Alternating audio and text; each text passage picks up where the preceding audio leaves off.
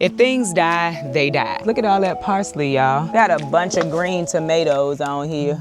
We're gonna cross our fingers. Hello, welcome to Yellow Door Urban Homestead. I am Asia and I'm an urban gardener growing in a small space out in my backyard. So listen, last night we definitely got a freeze in my backyard. I came out here this morning and I 100% do not think that is what our forecast showed on the iPhone. Either way, the garden is doing just fine, right? So we have lost a few things. One thing being these black beans that I still forgot to pull out. Like even after I said I forgot to pull them out, I still didn't pull them out. So the black beans are gone, y'all. Also, those beautiful nasturtiums look pretty bad. While nasturtiums do like cooler temperatures, they do not like freezes in my backyard. So if you can see right here, like that is frozen and it has been damaged. But I'm probably gonna leave it. Look at the flowers. So many pretty flowers down here. We have flowers left. However, I'm gonna leave it, but I'm sure it won't stay too much longer. But look at the rest of the garden. This is why I do not run to cover my garden. The things that we're growing in fall, y'all, they don't need covering immediately. A lot of them can go down to like 25, 23 degrees. Some of them even less than that. And so like my broccoli head right here, fine, nothing wrong with that broccoli head. So like I said, I don't cover, and in the fall is because these plants like to grow in cooler temperatures. Also in fall, like these are my collards. I did harvest some of the collards. You can see them right here. Those were the top bunch, and I harvested that one over here in this bag. But collards taste better once they get a freeze to them. And so I don't worry about covering. I'm probably never gonna cover anything out here regardless of how cold we get. If things die, they die. Also, let me show you one more thing. What we are gonna do today though, is we're gonna pull the roselle out of the greenhouse, just because at this point, even if they continue to live, I doubt I'm going to get the harvest that I want from them. I just noticed I was doing this. It's because of the sun. But anyway, we're gonna pull those today real quick. But the beans, that's pretty much it for the beans. I'm pretty sure of that. Like you can see, they are damaged. These kind of can see through them. You probably can't see it, but I can see it when the sun hits it. So the beans are pretty much dead, and we're just gonna leave them and let them dry out. I think I said that. I know I said that in another video, but everything else looks just fine. I looked outside this morning and I was like, well, that's unfortunate. I didn't prepare anything. Like I didn't close the greenhouse or anything. Anywho, we are going to basically clear the things, I guess, from spring and summer. Today, we're just gonna be done with summer at this point. We don't have in the forecast, as it is written right now, any more freezing temperatures for the next, I wanna say 7 days. We're in the 40s at night. But at this point, like I said, even if it lives, I'm not gonna get anything off of it. And the tomatoes that are in here, I'm gonna go ahead and pull them, take them green, but just for informational purposes, and I didn't close this last night because I did not see where we were supposed to be getting a frost.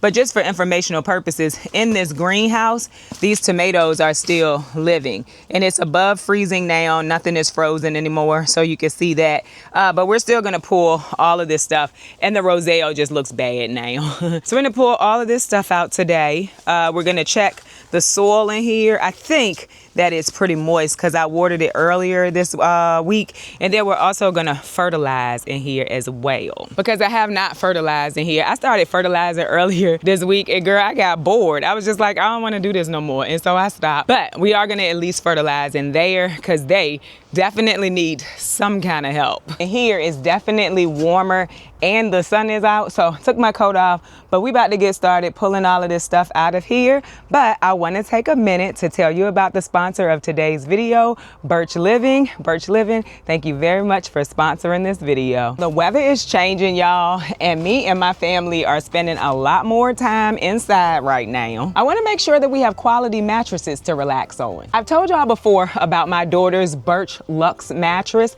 and I want to share about it again. Birch has certified safe and fiberglass-free mattresses for everyone, including your littles. Their mattresses are created with natural wool, organic latex, and organic cotton. I feel comfortable knowing that my daughter's mattress is made with non-polyurethane foams. That means there's no nauseous off-gassing while she sleeps. Each mattress is made of premium, natural, and organic materials to support breathability and temperature regulation. The natural hygroscopic wool and natural latex allow for increased airflow to keep her comfortable and cool. The mattresses also support all sleeping positions to help provide comfort no matter how she falls asleep. In addition to my previous points, I am happy that this is not a box spring mattress. My daughter's previous mattress was a box spring. Not having to worry about it quickly breaking down and having to replace it makes me even more happy that she has this mattress. And so I've mentioned before that my daughter struggles with allergies, and I do believe that some of her improvement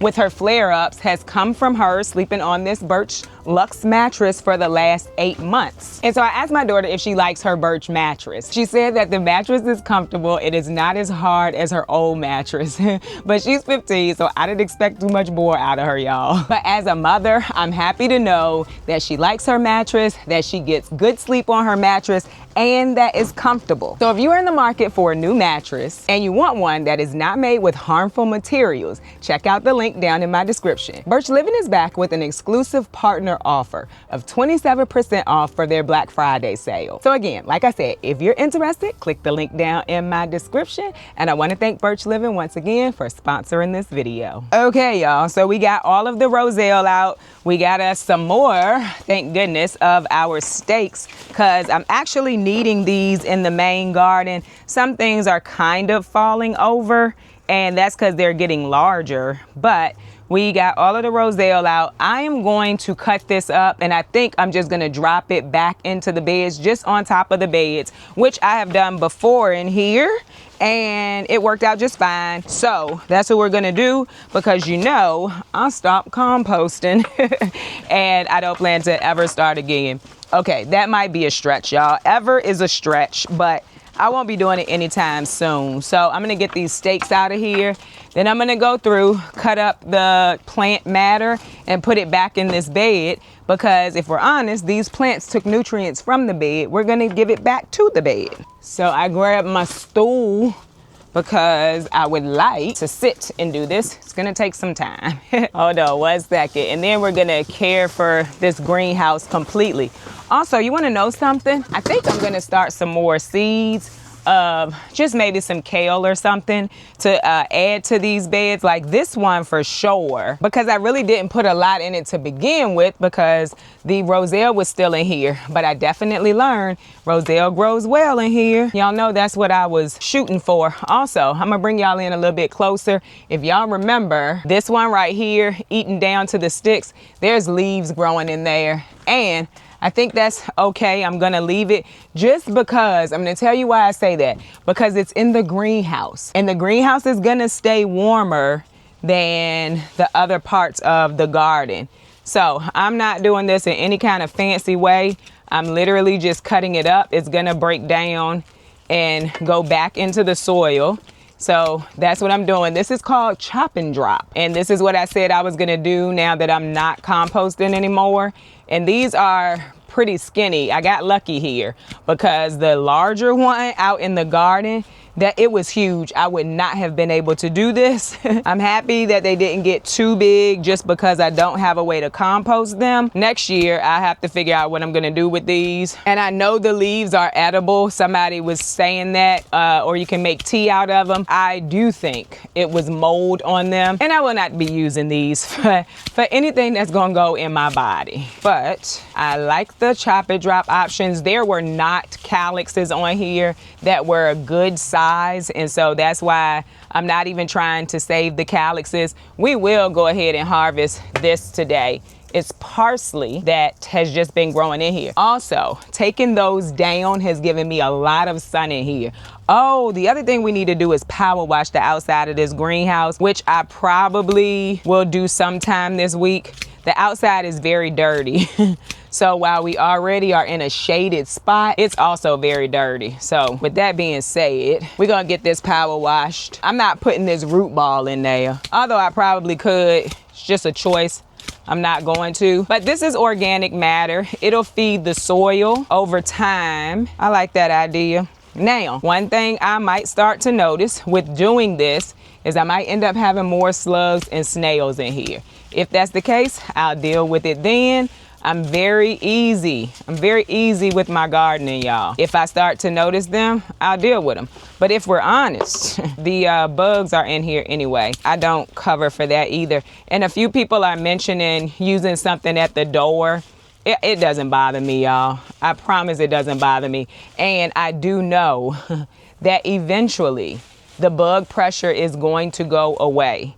So I'm just not worried about doing that. But I do appreciate the suggestions though. It can help somebody else. Like I said, I've been gardening for 5 years and I don't come on here as if I know everything. Sometimes I don't come on here as if I know a lot.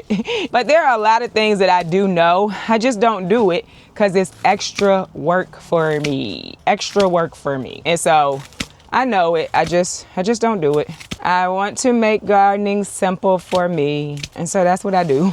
And with everything that's in here, it's also out in the garden or in the green stocks and it's doing well. If I don't get it, the harvest in here, it's fine. It was fun. And it'll give me something to work on during the cold temperatures. I could be in the greenhouse, just out here puttering around, working on stuff. So that's the way I look at it, honestly. There's always a silver lining for me. While I want to grow a lot of food back here, I still want it to be fun, and I don't like the cold, but I do like to be outside. And so if this is still struggling when it's super cold outside, it'll give me somewhere to be outside that's warm. So this is pretty much the last of summer in here. This is like another layer of mulch too. When you think about it, it's gonna dry up and then it'll be another layer of mulch. It'll help hold in the moisture too.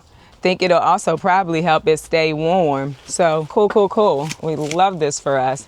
I put my zucchini plants back into this bed last year or earlier this year, and I haven't had any problems so far. Haven't planted zucchini in it again either, so we'll see how that goes next spring, because I do plan to put zucchini back in here. The zucchini did really well in the greenhouse. Also, sorry I'm not moving the camera. It's not a lot of space in here, number one. Number two, I don't feel like getting up.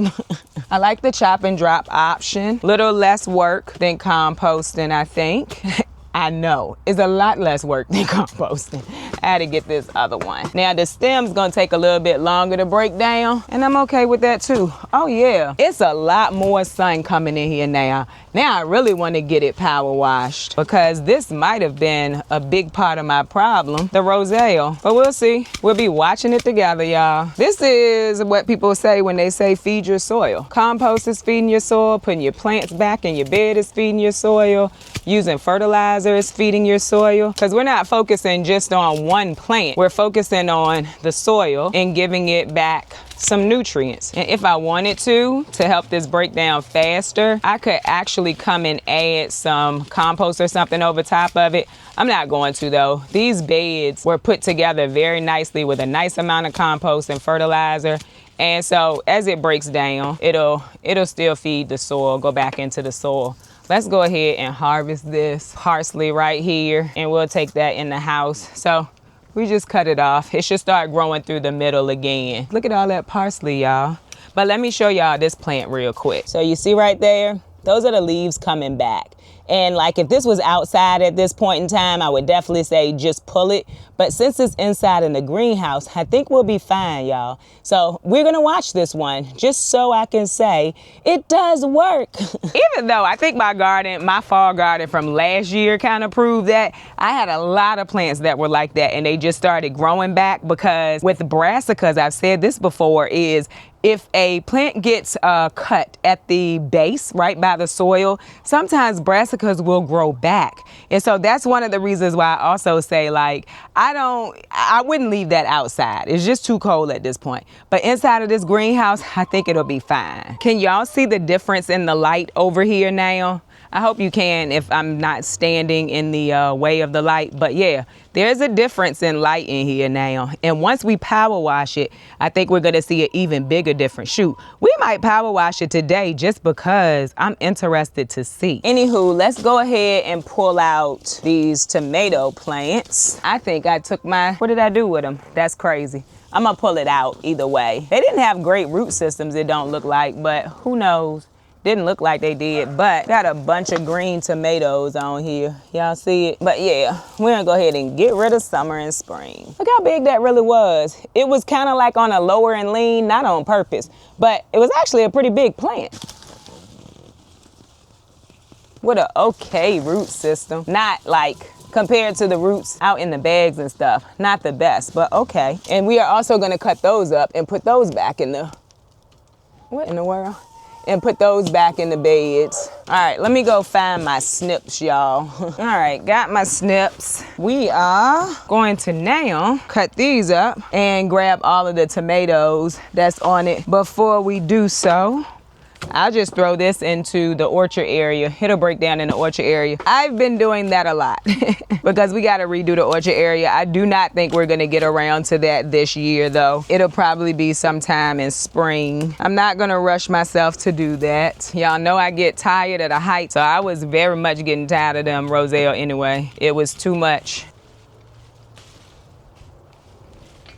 And now we have done that. We love that for me. So these are the tomatoes we got. More than likely, I'm gonna freeze these for the worm bins. They're very small. I could also do some fried green tomatoes. I didn't try any of the other stuff just yet, mostly because my tomatoes started turning pretty quickly in the house. And a few people were telling me that they would turn in the house. I know. I want to use them green. So we got a small little harvest from the greenhouse today. Few green tomatoes. Honestly, I'm probably gonna just go make a few little fried green tomatoes. Like I said, we're gonna take the parsley inside. I'm gonna hang it just like this from my baker's rack, and I'm gonna let it dry. Those brown pieces I'm probably gonna take out, but I'm just gonna let it dry from the baker's rack just like this, and then I will save it. I do have a dehydrator. I could dehydrate it, but I'm just gonna let it hang. It's not a lot, but we're not gonna fertilize together. Y'all have seen me fertilize before, but in case you're new here, I'm going to show you the fertilizer that I use. I use fish emulsion in the fall, and I do it every week. That's not to say anybody else needs to do it every week, but this is what I use. It's the Alaska fish fertilizer. It's a 511. So you got 5 nitrogen, so pretty high nitrogen, but the fall plants like a lot of nitrogen, and then it's a 1 and a 1, and that's your P and K, phosphate and potash. I get my P and K mixed up all the time, y'all, but that's what I'm going to do. And I use a 2-gallon waterer. So this is my watering can, and then I have an old measuring cup, and I just put 2 ounces in this watering can, and that's how I fertilize my garden. And I mentioned that in the last few videos of how I have fertilized everything so far this year.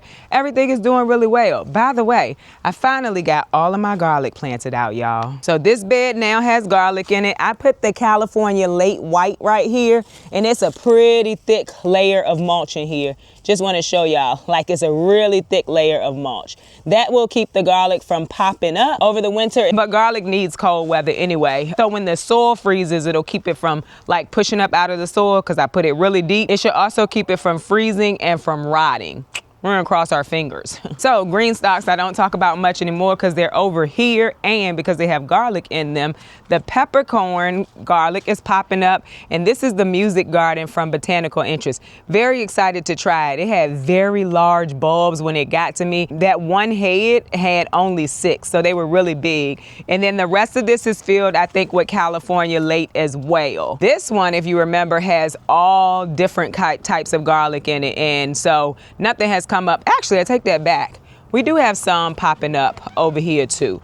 So we're still watching these, but I am not expecting a lot of it to pop up until the spring because I planted it out pretty late. The music garlic I did not. I planted it out in October. Y'all want to know something funny? And not really funny, is actually making it messy out here.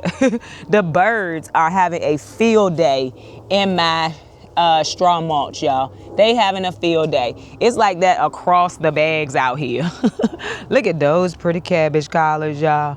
I mean pretty. Y'all see where it looks like things have been disturbed back here? It's the birds. But also, y'all see those Georgia Southern collards? If you've been here for a while, that's exciting. To me, anyway, that's exciting. But yeah, the garden is doing good. We did get a frost. I now believe we have finally had a frost back here, and the garden is still doing well. Anyway, I hope that y'all enjoyed this video. If you did, don't forget to like, share, and subscribe. Don't forget to visit me over on Instagram, where I post about the things going on in my garden almost every day. Bye, y'all.